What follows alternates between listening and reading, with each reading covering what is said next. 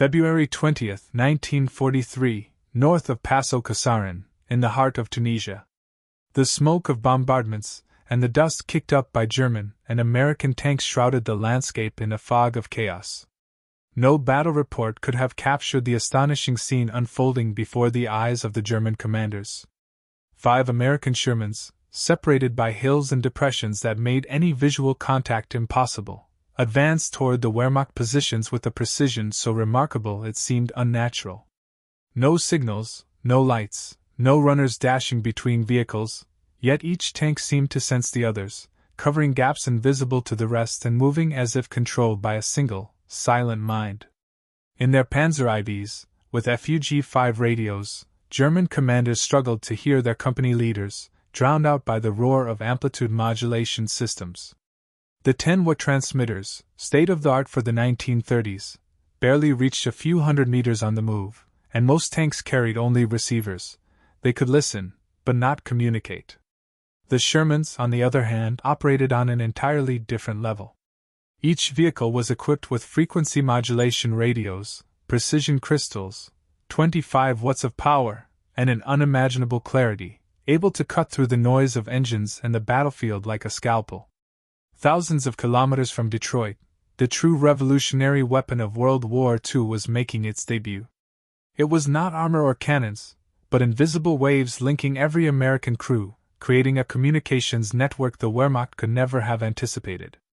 It all began on July 22, 1941, when the U.S. Army standardized the SCR-508, SCR-528, and SCR-538 radios for medium tanks. While the Germans advanced through the Soviet Union relying on limited radio communications, American engineers were perfecting FM technology, creating devices that would render enemy radios obsolete. Daniel E. Noble envisioned the possibility of applying frequency modulation to combat vehicles, while Henryk Magnoski overcame technical obstacles to fit complex electronics into a shaky and hostile environment.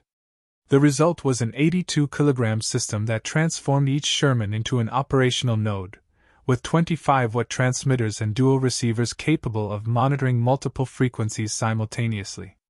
Frequency modulation, licensed from its inventor Edwin Armstrong, eliminated noise and interference, enabling crystal-clear communication even under enemy bombardment. With Operation Torch on November 8, 1942, the Shermans landed in North Africa, bringing this astonishing technological advantage with them. The Afrika Korps, the most experienced German armored force, was limited by a hierarchical system and ineffective radios. Only 1 or 2 tanks per platoon could transmit, while the others received orders without being able to respond. The destruction of command vehicles meant the paralysis of the entire platoon. Shermans, by contrast, could communicate fully from every vehicle, rendering the rigid enemy command chains obsolete. During the Battle of Paso Casarin, from February 14 to 24, 1943, this superiority became strikingly apparent. Although tactically a German victory, the Americans' ability to coordinate attacks across 80 kilometers of rugged terrain left Wehrmacht observers stunned.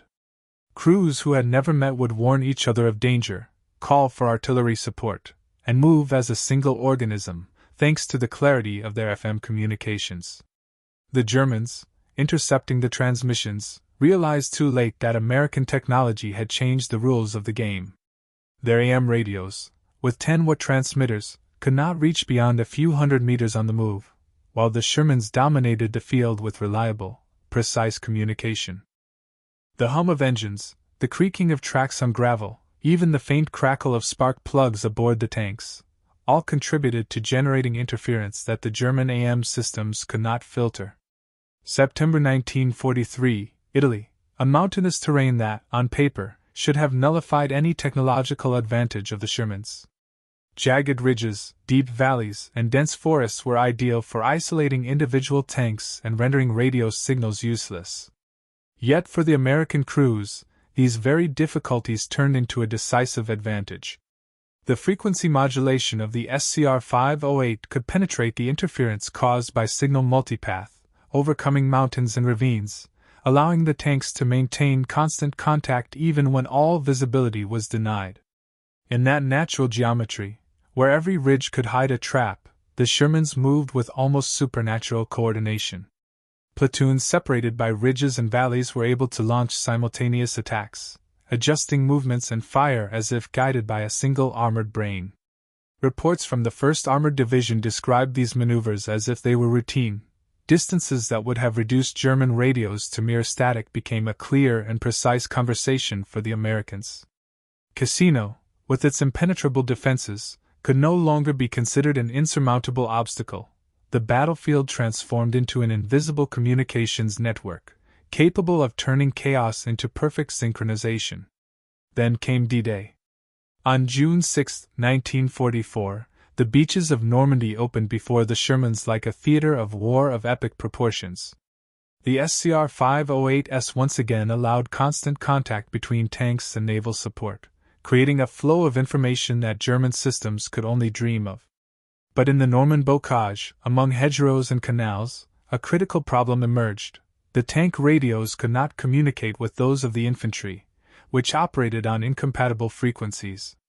Infantry SCR-300 radios functioned between 40 and 48 MHz, a world far from the 20 to 27.9 MHz of the Shermans. Thus, in the enclosed fields of the bocage, American infantry could not warn the tanks of German Panzerfaust teams moving silently among the bushes, ready to inflict devastating losses. The enemy became invisible, and every communication gap could mean the difference between life and death. The American response was ingenious and immediate. E-8 field telephones, installed in ammo boxes welded to the sides of the tanks and directly connected to internal communications, allowed instant conversation between foot soldiers and crews driving tons of steel.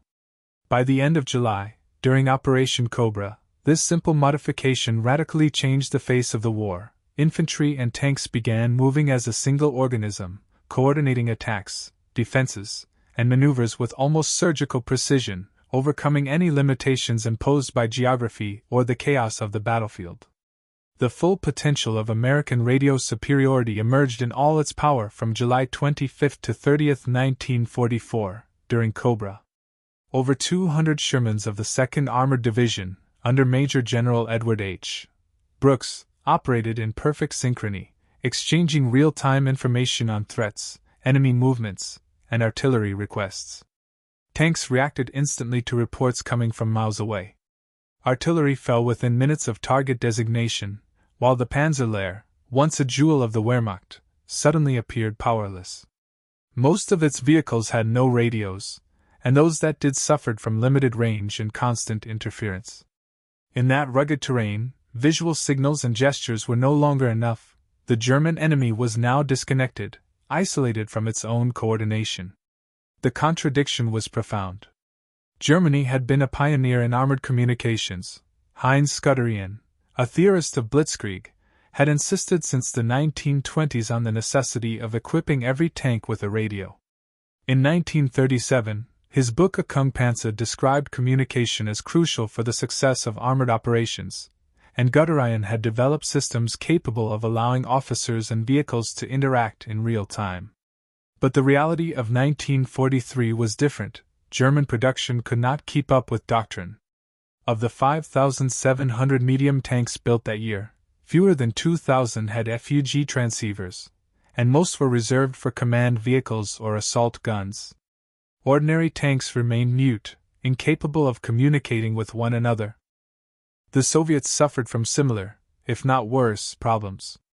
The T-34, despite being numerous and resilient, often fought without radios, relying on flag signals and pre-battle plans, which had proven ineffective against the Wehrmacht in 1941. Only through Lend-Lease did Soviet crews receive American radios such as the SCR-508, but by the end of the war, less than a quarter of their tanks were actually networked. The West was advancing into the invisible world of continuous communications, while Eastern Europe still fought in the dark. The contrast between Americans and Germans, and even with the Soviet Union, clearly highlighted the success of the United States. While Soviet tanks frequently entered battle mute, without radios, relying on flags and prearranged plans, the Shermans were fully connected. Every tank, every crew, was part of a living, flexible network. The Motorola factory in Chicago, once a simple producer of car radios, had been transformed into an industrial giant, capable of mass-producing sophisticated instruments in wartime. Converting a civilian assembly line into a war machine required a complete overhaul of the facilities, along with unprecedented precision engineering. Each SCR-508 was a marvel of miniaturization and engineering, 2,748 individual components assembled to the strictest standards. The BC-604 transmitter contained 474 capacitors and 385 resistors, while the crystal oscillators had to maintain impeccable stability, withstanding extreme temperatures, tank vibrations in motion, and cannon fire shaking the steel. The production numbers spoke for themselves: 3,800 sets in 1942, 11,400 in 1943, 24,000 in 1944, for a total exceeding 50,000 units in wartime. In this way, all 49,324 Shermans produced received a complete FM radio, a feat no other nation even came close to achieving. But the strength of the SCR-508 was not only in frequency modulation. The crystal stability allowed tanks to preset channels and keep them perfectly aligned during battle. German FUG-5 radios, with variable capacitor tuning, continued to drift from their frequency, making reliable communication impossible. The dual receiver allowed commanders to monitor both the platoon network and the company command network simultaneously, maintaining total tactical awareness. Orders flowed down the chain of command in real time, while commanders had a complete picture of the positions and actions of their subordinates. The BC-606 intercom system, perfectly integrated with the radio, allowed every crew member to alert the commander to threats or obstacles, while throat microphones and noise-canceling headsets ensured intelligible conversation even amid engine roar and gunfire. Many German tanks had no intercom at all. Communications relied on shouting, pounding on armor, or improvised gestures, making coordination an almost impossible task. Power supply was another key advantage. The SCR-508 could operate on both 12 and 24 volts, automatically adapting to the available power, and the filtered energy provided by the engine dynamo ensured stability and interference-free operation. German radios, by contrast, were connected directly to the vehicle's electrical systems, and every spark or engine movement produced static that rendered communication unusable. These advantages radically transformed American armored doctrine. Task forces were no longer bound to rigid command structures. Tanks could be grouped into ad hoc combat units, combining different units and coordinating complex attacks without fear of losing contact with each other. The Germans, accustomed to rigid platoons and hierarchies imposed by their limited communications capability, were always one step behind. The most striking proof of this superiority came in September 1944, during the Battle of Ercourt.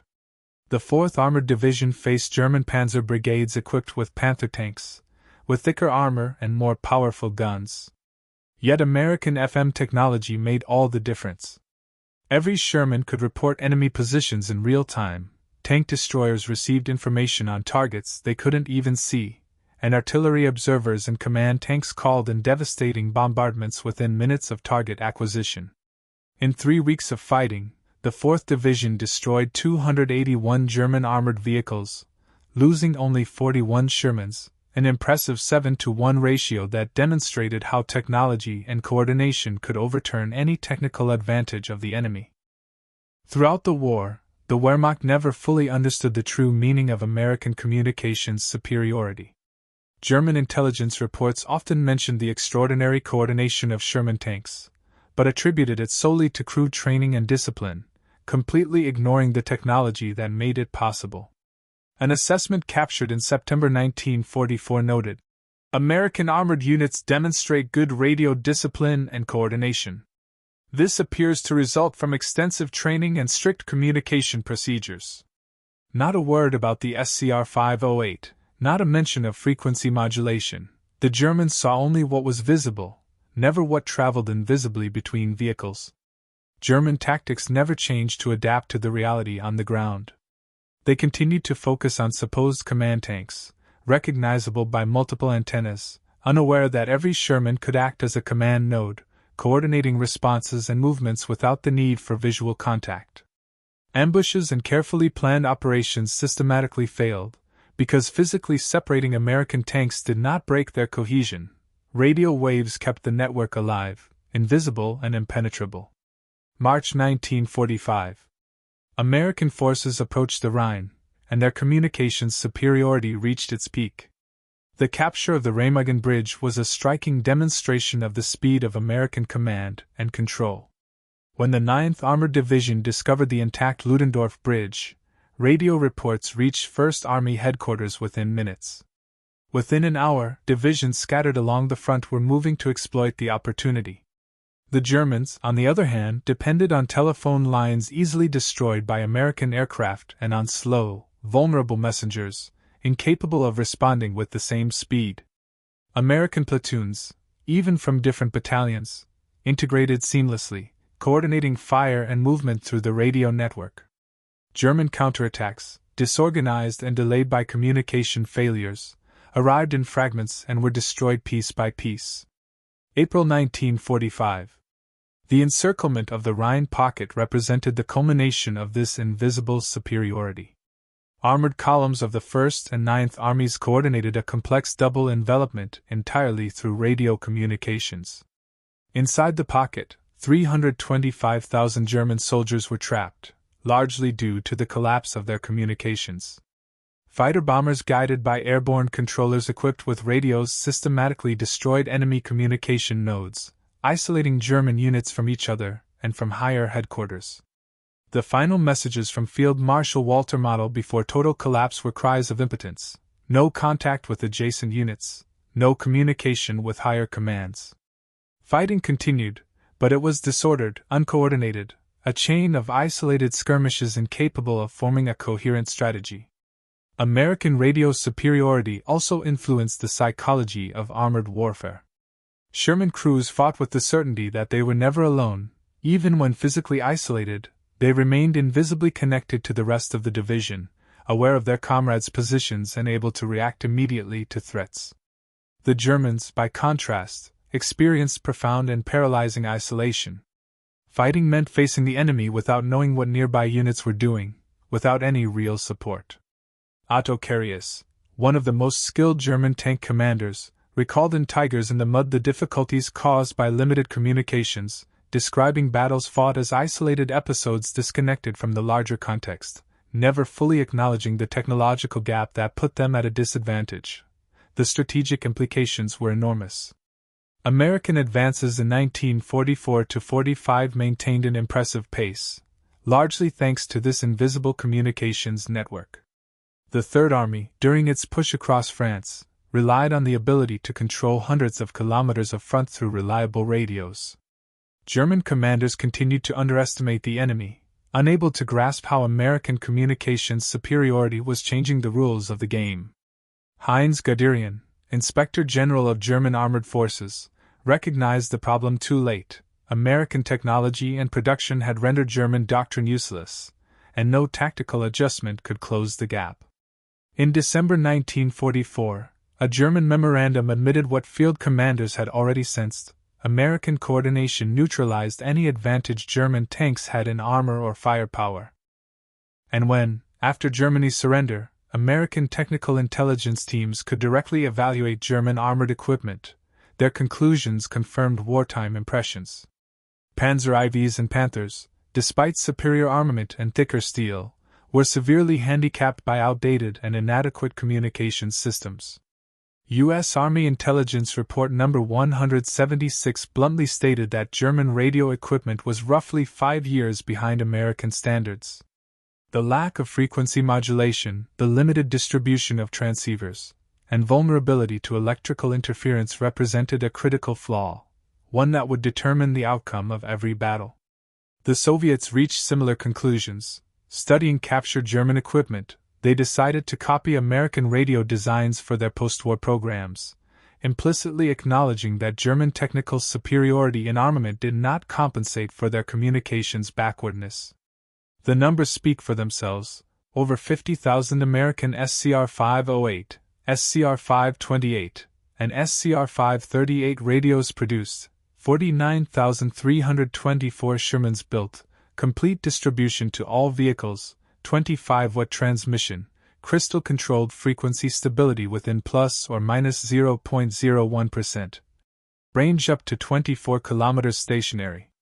Compare that to approximately 6,000 German Fug-5 radios distributed among 12,000 medium and heavy tanks, with only 10-watt transmission, plus or minus 1% stability, and 3 to 5 kilometers range stationary. The gap was colossal. Average time to complete a fire mission, 3 to 5 minutes for Americans, 15 to 30 minutes for Germans. Full platoon coordination for Americans, only about 20% of German tanks reliably connected. This superiority was not just numerical, it transformed the war itself. The SCR-508 elevated the M4 Sherman from a simple medium tank to an operational node in an integrated armored system. Each vehicle connected its crew with all others on the battlefield. The connection created a kind of collective intelligence, a constant flow of information that allowed immediate decisions, synchronized maneuvers, and instant reactions to threats. No German tank, however powerful, could compete with this invisible network. Field experiences confirmed this. From Passo Casarin in Italy, to the Normandy bocage, and finally to the last battles in Germany, Shermans demonstrated coordination that German doctrine considered impossible without visual contact. Every American platoon, separated by ridges, valleys, or buildings, remained connected. Every crew knew the positions of their comrades and reacted as a single armored organism. The Wehrmacht never developed effective countermeasures because it never understood the full extent of the technological gap. Field Marshal Wilhelm Keitel, reportedly at Germany's surrender, commented, "We knew how to build better tanks, but you knew how to make them work together." Real or apocryphal, the phrase perfectly captures the fundamental truth. America did not just build 49,324 Shermans, it built 49,324 nodes of a revolutionary armored network capable of permanently changing the rules of war. From that moment, the revolution had begun. In 1942, the first Sherman equipped with an SCR-508 entered combat, and from that moment the war ceased to be merely a matter of armor and guns. Those with superior communications gained control of the battlefield. The network became more powerful than the platform, coordination more decisive than the individual weapon. Every Sherman was not just a 75mm gun or a piece of sloped steel, it was a node in the first modern combat network, and its radio, those 82 kilograms of advanced electronics, was the instrument of victory. Even in later conflicts, this lesson proved true. The Bundeswehr, rebuilt in the 1950s, placed communications at the center of armored doctrine, equipping every Leopard with complete radio systems. Training manuals clearly state, "The defeat of superior German tanks by inferior American vehicles with superior radios demonstrates that control of information outweighs platform superiority." History has confirmed that this logic still holds. In the Gulf War of 1991 and the 2003 invasion of Iraq, forces with superior communications defeated opponents equipped with more powerful platforms but isolated, confirming that victory belongs to those who control the network, not simply the terrain. The story of the SCR-508 is not just a technical chapter, it is testimony that true armored dominance arises from connection and communication. Every Sherman was part of a larger organism, a collective intelligence no German tank, regardless of armor or cannon, could match. The revolution of network-centric warfare had begun, and the world would never forget it. This transformation took place largely under the blind eyes of the German forces. Wehrmacht commanders watched, astonished, the precision and effectiveness of American maneuvers, yet they could not identify the true cause. Seeing Shermans move as a single organism, they attributed the coordination to crew training or bravery, completely ignoring the invisible network that bound them. When they finally realized that each Sherman possessed communication capabilities that most German tanks could only dream of, it was already too late. The war was essentially decided. The failure of the German army to recognize and adapt to American radio superiority remains one of World War II's great intelligence blunders. Repeated and documented combat episodes continuously demonstrated the Sherman's advantage, yet German leadership never prioritized fixing their Achilles heel, communications. They continued to design and build individually superior tanks, heavily armored and powerful, that fought as isolated vehicles, while the Americans, with less imposing machines, had transformed each Sherman into an interconnected node of a collective force, a single body in which the sum of the parts far exceeded the capability of the individual. In the end, it was the electromagnetic waves transmitted by the SCR-508S that proved more decisive than the German 88mm armor-piercing shells. The ability to share information instantly, coordinate attacks and defenses across distances impossible to cover with mere visual contact, determined victories more reliably than any improvement in armor or firepower. Every Sherman was not simply a combat tank, it was a command terminal, an invisible thread weaving a network of unprecedented awareness and coordination. This radio superiority forever changed armored warfare. It established a new and universal principle: in modern combat, connection equals survival, isolation equals defeat. The German forces learned this too late, often at a high cost, on the battlefields of 3 continents. They discovered that possessing more powerful tanks was not enough. True victory belonged to those who knew how to fight as an integrated whole, capable of thinking and acting as a single, synchronized body, invisibly connected by the radio waves carried by the Shermans. If you enjoyed this story, leave a like, you'll help share other forgotten tales. Subscribe to the channel to stay updated on upcoming content. Every story matters, and every memory deserves to be preserved. Thank you for watching and for helping keep this legacy alive.